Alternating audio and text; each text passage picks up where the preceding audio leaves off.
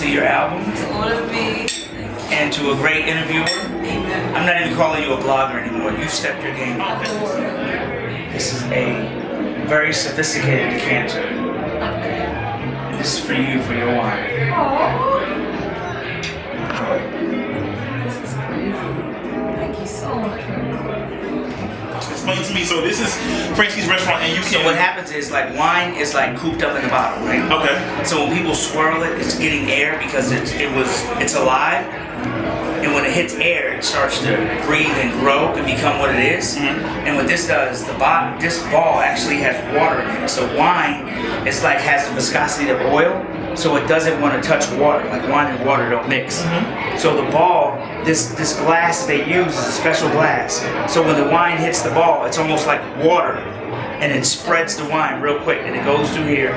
There's a screen that collects the sediment, and then it goes in here, and decants in here, and you just kind of put your glass in. I'm in Atlanta for an exclusive interview with one of my favorite artists in the game. We're here at the wonderful Frankie's restaurant. Frankie's, cool place to hang out, and we got to give Frank a shout out before we get started. Still, I've never seen a wine decanter like this in my life. When I like my wine, this is something else. we're in a private wine room here at the Frankie's, and we're apparently sampling some fantastic wine with a high-end decanter. It's fantastic, right?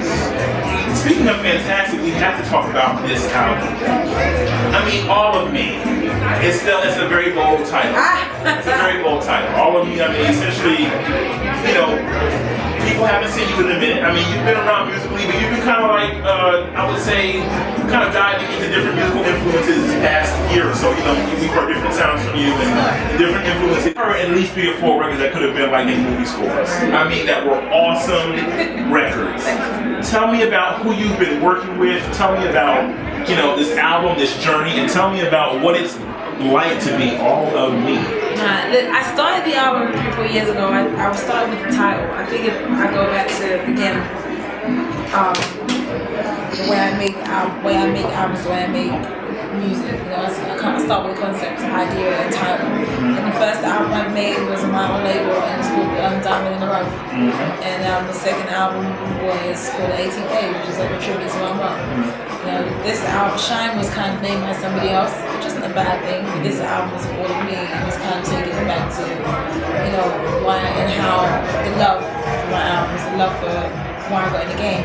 I think that's important because you have huge successes and you kind of just get carried away by it, you know. And not to say that I did, because I feel like I've been living in the air for the past 12 years.